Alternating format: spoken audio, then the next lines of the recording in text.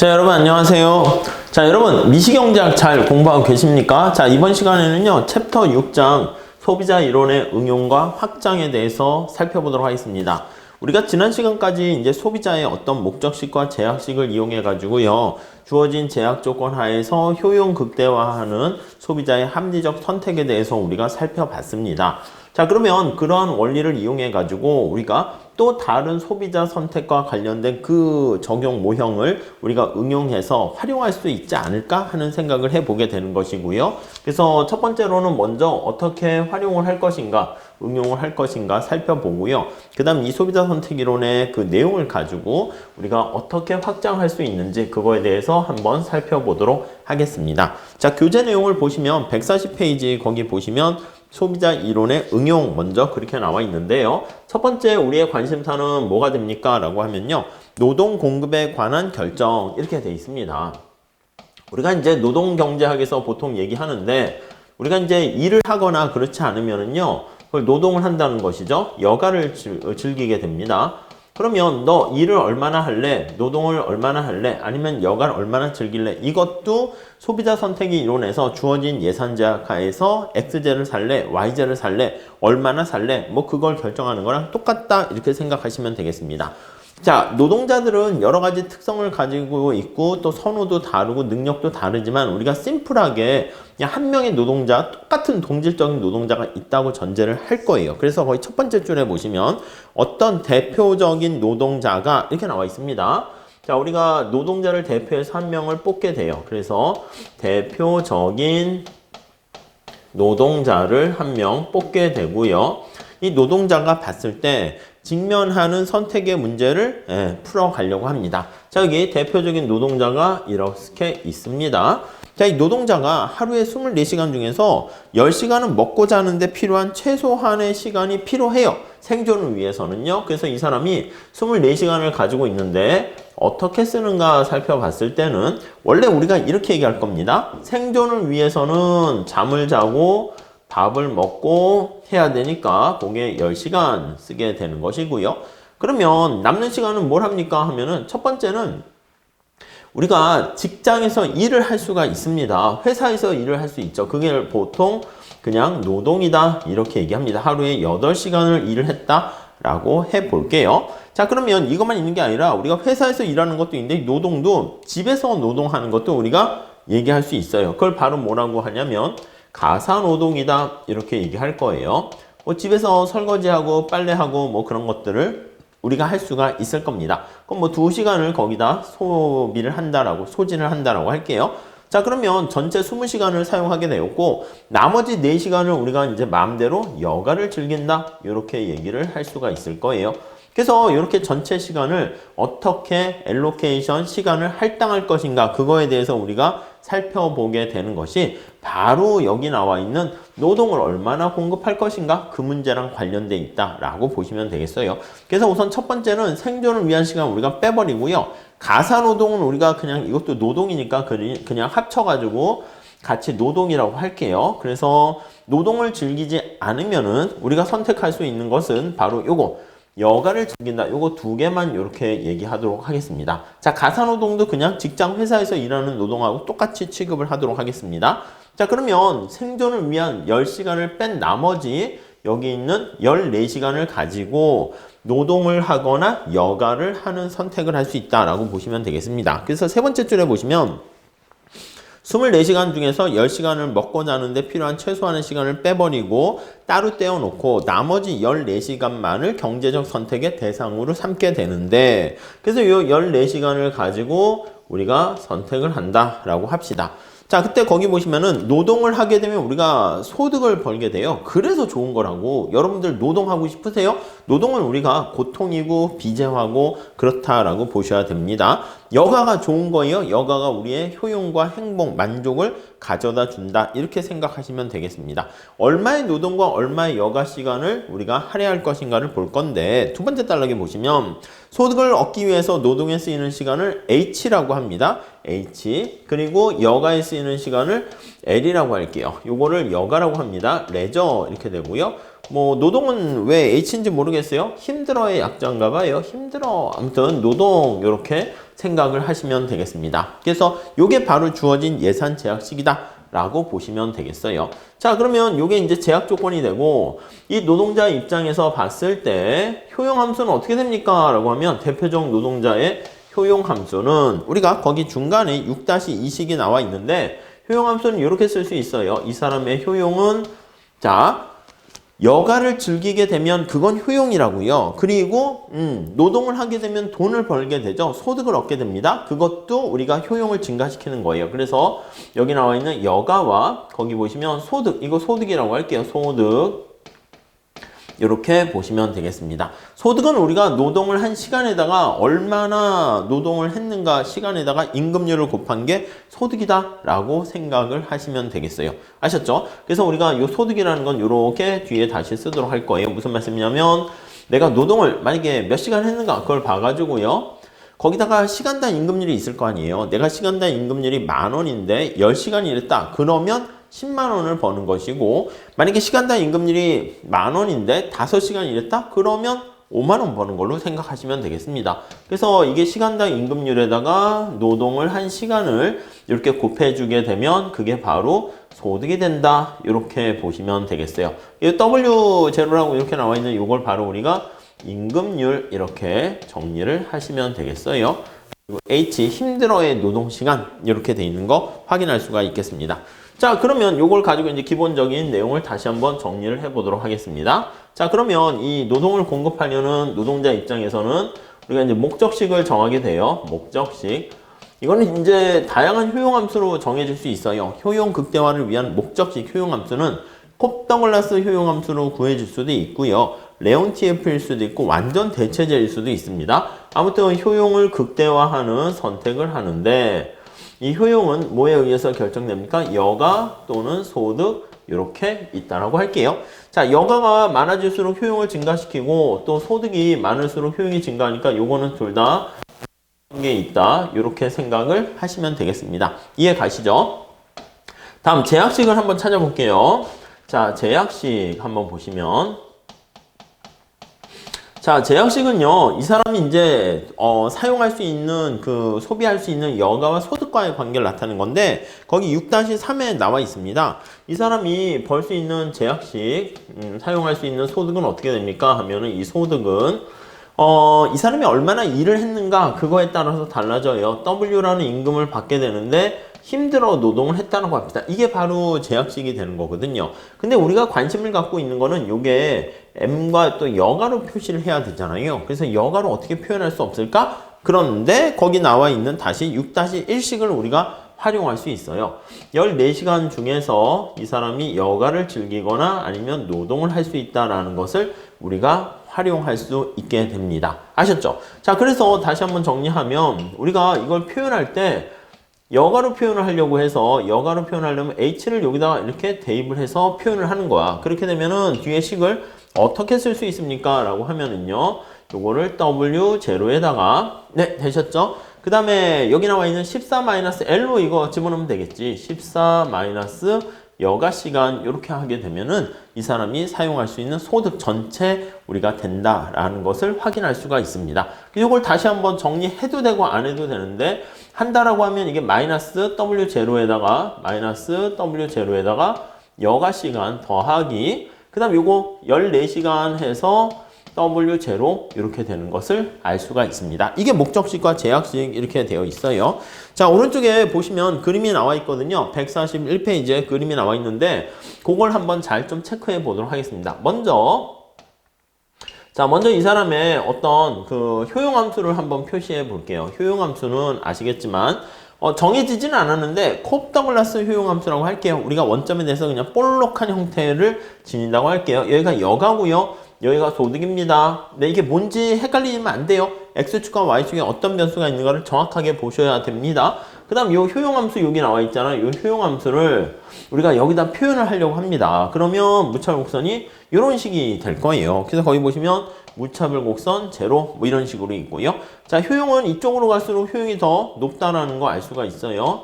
이런 식으로 쓸 수 있겠죠. 여기다 표현을 하게 되면 효용함수 제로보다 효용함수 1이 훨씬 더 효용이 더 높다 이렇게 보시면 되겠습니다. 자, 다시 한번 정리하면 여기서부터 이쪽으로 갈수록 효용은 증가한다 라고 보시면 될 것 같아요. 효용 증가 방향. 네, 이해하시겠죠? 네, 그 정도 정리해 주시고요. 예산제약식 한번 써볼까요? 여러분, 예산제약식 어떻게 쓸 수 있을까요? 예산제약식은 여기 나와 있는 것처럼 소득 M은 이렇게 정리했습니다. 이렇게 풀어나갔는데 여기가 바로 기울기가 되는 것이고 이게 바로 수직축 절편이다. 이렇게 생각을 하시면 되겠습니다. 자, 그래서 여기다가 한번 짠 한번 해볼게요. 여가가 있고요. 여기 소득 M이 이렇게 있습니다.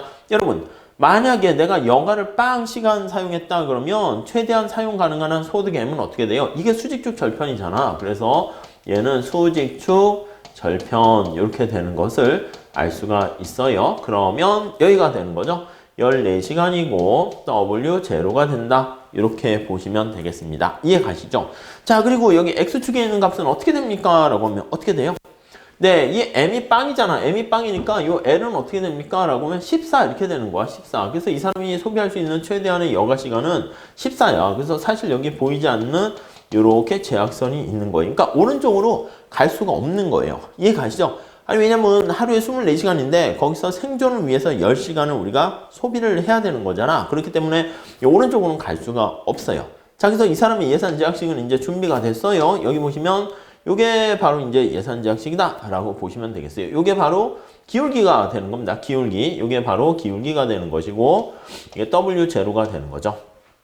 네, 이렇게 정리를 하시면 되겠어요. 자, 그렇게 정리하시면 되겠고 그게 이제 141페이지에 거의 그림 쭉 이렇게 나와 있어요. 자, 이때 효용 극대화하는 선택은 어떻게 됩니까? 라고 우리가 한번 살펴보도록 할게요. 여기 이제 예산 제약식이 되는 거고요. 이쪽에다가 한번 봅시다.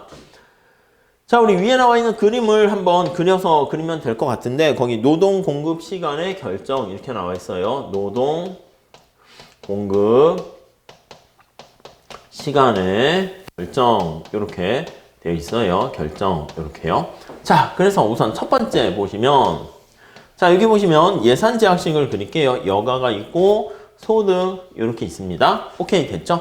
자, 이 사람이 선택할 수 있는 시간은 선택할 수 있는 예산 제약식은 이렇게 되어 있는 거야. 자, 그러면 요 위를 다 선택할 수 있는데 자, 어떤 점을 선택할까요? 그러면 요 점을 선택할 수 있고 요 점을 선택할 수 있고 요 점을 선택할 수 있다라고 합시다. 자, 그러면 효용 극대화되는 선택점을 찾아볼 때 여러분 여기를 선택해서 이렇게 지나가는 경우랑 그 다음에 여기 나와 있는 여기를 선택할 때 효용 극대화되는 상황하고 봤을 때 거기 2점이라고 할게요. 2점이라고 하면 효용 극대화 상태가 되는 것은 바로 2점 아닙니까? 아, 이해되시죠? 2점이라고. 그래서 우리가 이제 이걸 이제 결론을 딱 2점을 찾아냈으면 이걸 찾아낼 수 있는 거야. 이렇게 해가지고 아, 효용 극대화를 하기 위해서는 여기 L의 스타, 이 여가 시간이 되는 거고요. 그때 내가 소득은 얼마나 됩니까 하면 M 스타 이렇게 되는 것을 알 수가 있어요. 자, 전체 만약에 이게 14시간 우리가 쓸 수 있는 상황인데 수평축에 나와 있는 게 다시 이게 노동 아닙니다. 여가예요. 교수님께서 여러분들 헷갈리게 만들려고 이렇게 만든 거예요.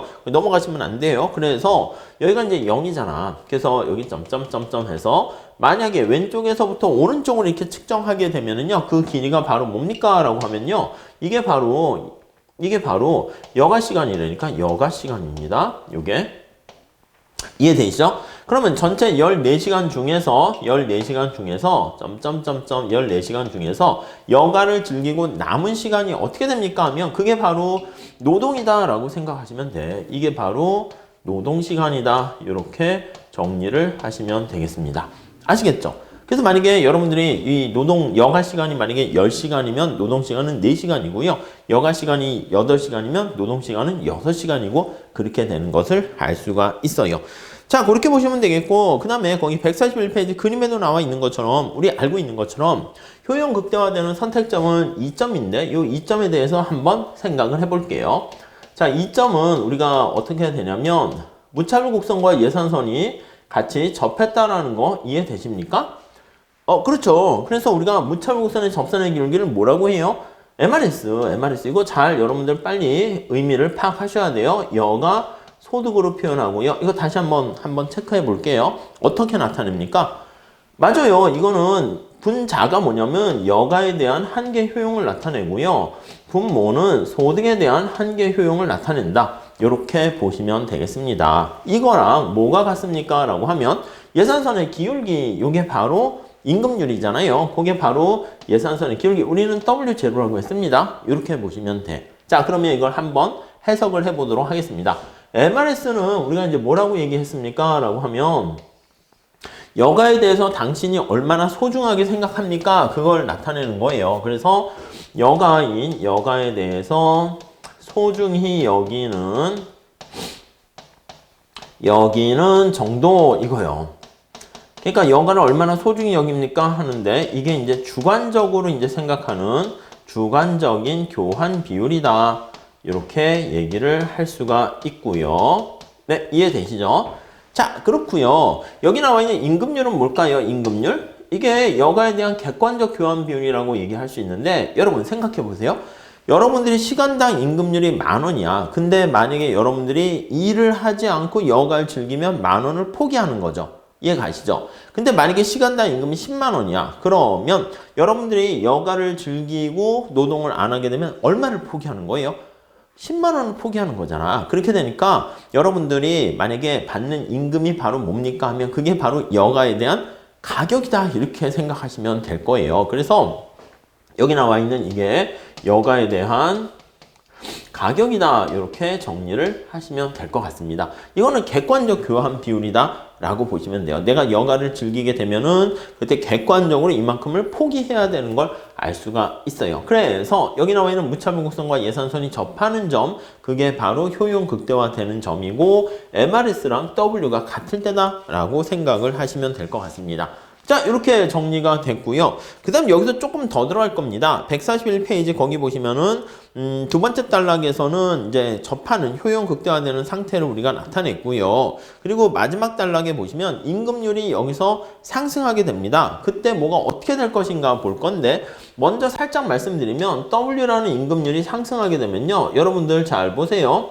우선 어떤 효과를 보입니까 하면 다음 페이지의 그림을 볼 건데요. 여기서부터 예산선이 이렇게 변하는 거예요. 이렇게 가파르게 이동하게 된다라는 것을 알 수가 있어요. 이렇게. 이해되십니까? 여러분. 임금률이 올라가게 되면 예산선의 기울기가 이렇게 가파르게 된다고요. 그러면 우선 첫 번째 기억하셔야 될 거는 여러분들 예산선의 기울기가 가파르게 되면 여기 수평축에 나와 있는 여가의 가격이 어떻게 돼요? 비싸져요? 싸져요? 아니 생각해보세요. 여러분들이 시간당 10,000원을 받고 있었는데 시간당 10만 원을 받는다고 해볼게요. 그러면 어떻게 돼요? 임금률이 올라가면 여가를 여러분들이 즐기게 되면 그렇게 되면은 많은 여가에 대한 대가, 기회비용을 포기하는 거예요. 그래서 임금률은 다시 여가의 가격이라는 거 잘 머릿속에 넣으시게 되면 우리가 첫 번째 뭘 생각할 수 있습니까? 하면은 여가라고 쓸게요. 가격이 비싸지게 되는 거예요. 그럼 우리가 대체효과, 소득효과 이렇게 나누잖아. 여가의 가격이 비싸지게 되니까 상대적으로 비싸진 여가 소비는 줄여야 되죠. 그러니까 여가에 대한 소비를 줄여야 돼요. 여가 우리 L이라고 쓸게요. L이 이렇게 줄여야 된다라는 거 알 수 있습니다. 줄인다는 건 뭐예요? 노동 공급은 여가 반대예요. 노동 공급은 여가를 줄인다라는 얘기는 뒤집어 얘기해서 뭐라고 쓸 수 있냐면 노동 공급 힘들어 H를 증가시킨다라고 보시면 되겠습니다. 여기 나와 있는 것처럼 이 여가라는 것은 지금 상대 가격이 변하는 거잖아. 그래서 이렇게 상대 가격이 변하는 이 효과를 우리가 뭐라 그러냐면 대체 효과다. 이렇게 나타내는 거 알 수가 있어요. 아시겠죠? 대체 효과. 자, 여기서 그냥 얘기가 끝나는 게 아닙니다. 그럼 또 무슨 얘기가 있어? 여기요. 여러분, 임금률이 상승하게 되면 우리 가격이 변하는 건 똑같아. 그래서 대체 효과랑 소득 효과가 같이 존재한다고요. 자, 여기 나와 있는 것처럼 임금률이 상승하게 되면은 여기 나와 있는 것처럼 예산선의 영역이 어떻게 돼요? 이렇게 증가하는 거 보이세요? 예산선의 영역이 증가합니다. 아시겠죠? 그럼 예산선의 영역이 증가하기 때문에 실질 소득이 증가한다고요. 그래서 M을 우리가 실질 소득이라고 할게요. 그래서 예산선의 영역인 구매력, 실질 소득이 증가한다라는 것을 알 수가 있게 되고요. 실질 소득이 증가하게 되면 여가가 쓰레기가 아닌 이상은 정상제라고 보죠. 그러면 여가에 대한 소비량은 증가한다라는 것을 알 수 있습니다. 여러분, 여가가 증가한다는 얘기는 그러면 노동공급은 어떻게 되는 거예요? 감소하는 거야. 그래서 노동공급은 오히려 H라는 노동공급은 감소한다라는 것을 알 수가 있습니다. 자, 다시 정리할게요. 여기는 실질소득이 변화해서 나타나는 효과다 해서요. 이거를 소득효과다 이렇게 표현을 하게 됩니다.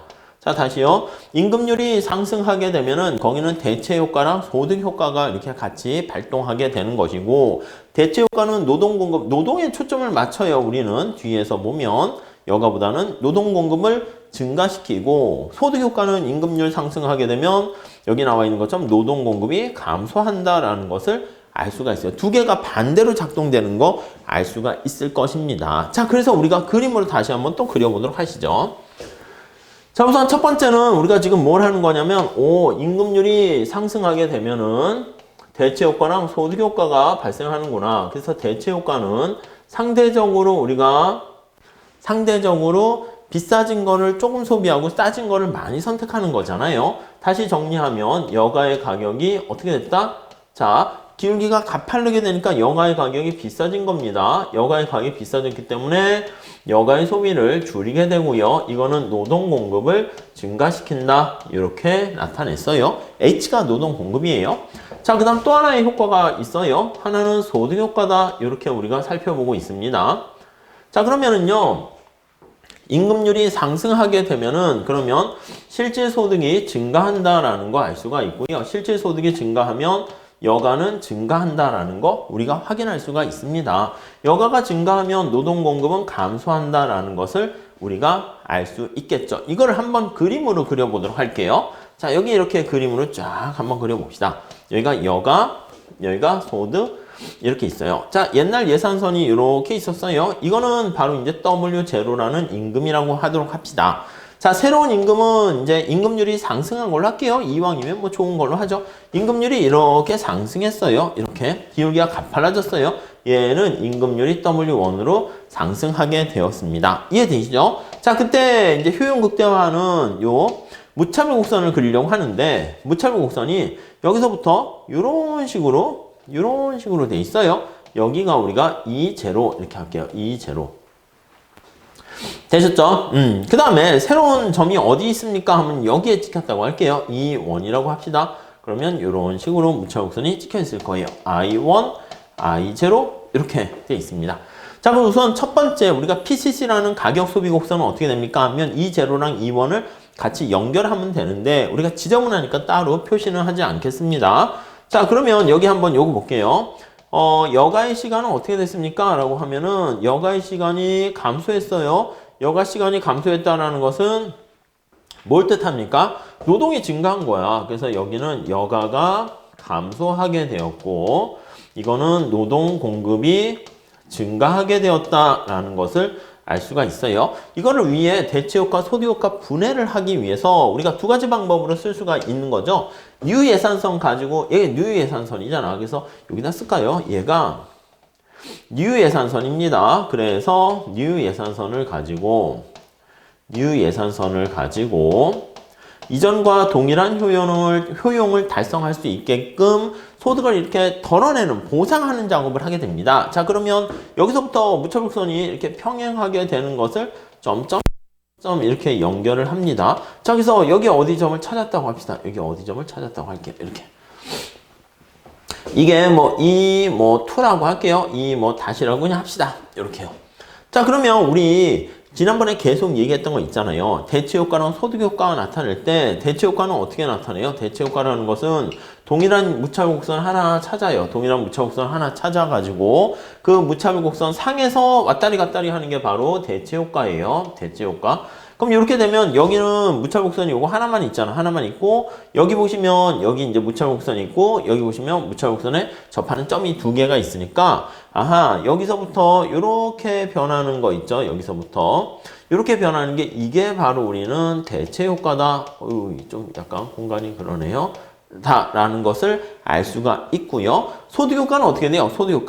소득효과는 평행한 예산선을 두 개 찾아야 돼. 평행한 예산선 여기서는 점선하고요. 또 하나 뭐가 평행합니까? 예, 맞아요. 여기 보시면 보라 색깔 예산선이 두 개가 평행이에요. 그래서 여기서부터 뭐 어떤 점이 두 개 사이에 왔다 갔다 이렇게 하게 되면 이건 바로 소득효과입니다. 그러면 여기 보시면 이 다시에서 이 원까지 이렇게 가는 거, 이게 소득효과는 이렇게 되는 거죠. 이게 바로 소득효과 이렇게 되는 것을 알 수가 있습니다. 자, 그래서 대체효과랑 이 소득효과를 같이 합쳐서 우리가 나타낸 게 바로 총효과 이렇게 돼요. 그래서 대체효과는 어떻게 된다? 여가가 줄어드니까 여기 나와 있는 것처럼 노동 공급이 증가하는 결과를 보이게 되고요. 소득효과는 여가가 증가합니다. 여기 보라 색깔 보시면 여가가 증가하죠. 여가가 증가하게 되면 노동 공급이 감소한다라는 것을 알 수가 있겠습니다. 아셨죠? 그래서 그거를 좀 참고해서 여러분들이 정리를 하시면 되겠습니다.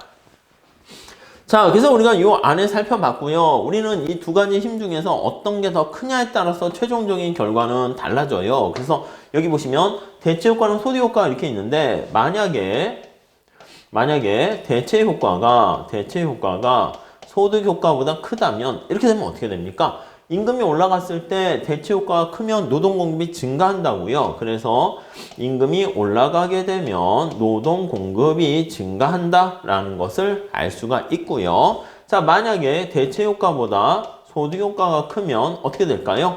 임금이 상승하게 되면 노동공급은 어떻게 돼요? 떨어지게 되는 것을 알 수가 있겠죠. 그래서 이렇게 정리를 하시면 되겠습니다. 자, 그 얘기가 거기 보시면 141페이지 세 번째 달락 밑에 나와 있으니까 거의 그림으로 잘 체크해가지고 여러분들이 정리하시면 될 것 같고요. 142페이지 두 번째 줄 한번 가볼게요. 정리를 해보면 임금 상승 결과 노동 공급량이 줄어들 수도 있어요. 그래서 임금률의 상승이 노동 공급량에 미치는 영향이 이처럼 불분명하게 되는 것은 바로 대체효과랑 소득효과가 서로 상반된 관계를 보이고 있어요. 상반된 방향으로 영향을 미친다는 것을 알 수가 있습니다. 자, 그리고 세 번째 줄에 나와 있죠. 임금률의 상승은 여가 1시간을 쓰는데 따르는 기회비용 상승을 뜻한다라는 거, 그거 좀 잘 체크하시면 될 것 같습니다.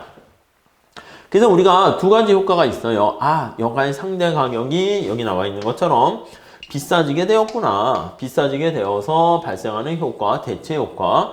예산선 영역이 넓어졌구나. 실질 소득이 증가해서 나타나는 효과, 이렇게 볼 수가 있어요. 그래서 정리를 한번 해보도록 할게요.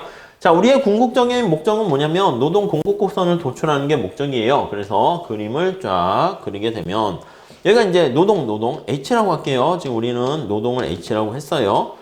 자, 여기 보시면 임금 이렇게 있습니다. 임금 이렇게 있어요. 임금 이렇게 있습니다. W. 자, 만약에 임금률이 보통 이제 여기 낮은 상황에서 보통 많이 일어나긴 하는데요. 자, 임금률이 낮은 W0에서요. 만약에 임금률이 이제 올라갔다고 할게요. 그래서 임금률이 이렇게 올라가게 되면 첫 번째, 우리 대체 효과는 늘 상식이 통하는 효과라고 우리가 계속 얘기하고 있어요. 그래서 사람들이 이렇게 노동 공급을 증가시켜요. 이게 이제 대체 효과 이렇게 나타납니다. 그런데 어떤 일이 발생합니까? 소득 효과는 좀 삐딱선이 효과를 따르는 거야. 그래서 내가 실질 소득이 증가하게 되니까 이게 소득 효과 이렇게 반대로 작동하는 결과를 초래해요. 근데 대체 효과가 좀 크죠? 그래서 우리 눈에 최종 효과는 어떤 게 점이 찍힙니까? 하면은 요 점에서 이제 찍히게 되는 거야. 이렇게요. 자, 그러면 노동 공급 곡선이 어떻게 됩니까? 하면 이런 식으로 이제 우상향한다라는 것을 알 수가 있어요. 무슨 말씀인지 아시겠죠? 이때는 임금률이 상승했을 때 여기 나와 있는 것처럼 대체 효과가 소득 효과보다 커서 노동 공급이 증가하는 상황을 보여주고 있어요. 자, 근데 W1의 상태에서 볼게요. 여기에 왔다라고 합시다. 자, 여기서 이제 임금이 또 올라갔어요. 그 두 가지 효과가 이제 다시 또 짬뽕해서 작동하게 됩니다. 대체 효과는 일을 더해야지 이렇게 하는 효과가 생기고요. 만약에 소득 효과가 반대로 작동하는데 그 힘이 정확하게 똑같이 맞아 떨어졌다고 할게요. 이게 바로 소득 효과라고 합시다. 자, 그러면 우리 최종적인 효과는 어떻게 되냐면 여기 나와 있는 것처럼 노동 공급 곡선이 이렇게 수직의 형태를 보이게 돼요. 그래서 이런 식으로 녹색깔로 되어 있는 부분은 뭐다? 예, 맞아요. 임금률이 올라갔는데 그에 따르는 대체 효과랑 소득 효과가 서로 반대로 작동하는데 그 힘이 똑같기 때문이다 라고 보시면 되겠고요. 자, 만약에 W2 임금 하에서 또 한번 생각을 해볼게요.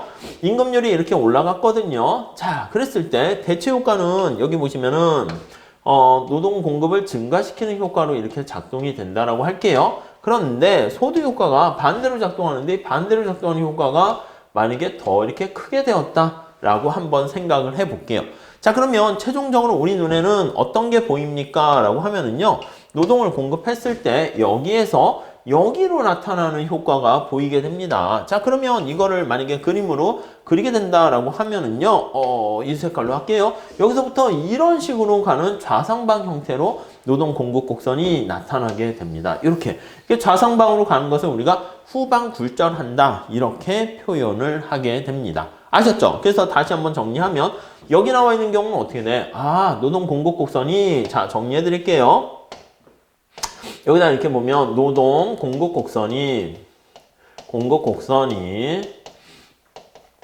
만약에 이렇게 백워드 밴딩 한다는 표현을 씁니다. 후방으로 뒤로 굴절하는 형태를 보인다라고 하면, 굴절하는 경우에는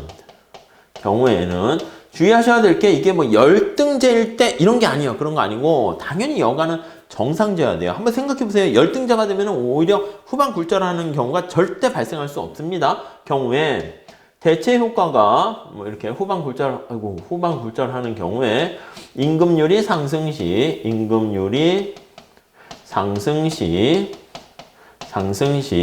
대체 효과보다 소득 효과가 더 큰 경우야. 소득 효과가 더 크게 된다면, 이거인 경우. 자, 어떻게 된다? 임금률이 상승 시 오히려 우리의 일반적인 상식과는 달리 노동에 대한 공급이 감소한다, 이렇게 되는 것을 알 수가 있습니다. 이렇게 좀 특이한 상황을 우리가 후방 굴절한다, 이렇게 얘기를 합니다. 그럼 우리가 일반적인 경우에는 어떻습니까? 일반적인 경우는 이렇게 우상향하는 걸 우리가 일반적으로 보통 얘기를 하게 되는 것이죠. 아셨죠? 그 얘기가 거기 좀 나와 있으니까 좀 체크해 보시면 될 것 같아요. 그래서 142페이지에 거기 보시면 두 번째 단락, 세 번째 단락에도 그 의미를 다시 풀어서 교수님께서 잘 설명해 주고 계시니까 한번 보시면 될 것 같고요. 그림 6-1에서 시간당 임금률이 상승한 결과 세 번째 단락 보시면 노동 공급량이 늘어난 것으로 나타난 것은, 자, 지금 말씀드린 것처럼 대체 효과가 소득 효과보다 더 큰 경우를 상정했기 때문이다, 이렇게 나타낼 수 있고요. 근데 위에 나와 있는 것처럼 대체 효과보다 소득 효과가 오히려 더 큰 그러한 경우에는 오히려 노동 공급이 감소할 수도 있다, 이렇게 정리를 하시면 되겠습니다. 아셨죠? 요거 노동 공급과 관련된 우리가 응용된 내용을 살펴봤고요. 그림하고 대체 효과, 소득 효과 연습하는데 굉장히 좋은 것이기 때문에 여러분들 꼭 정리해 두시기 바랍니다. 감사합니다.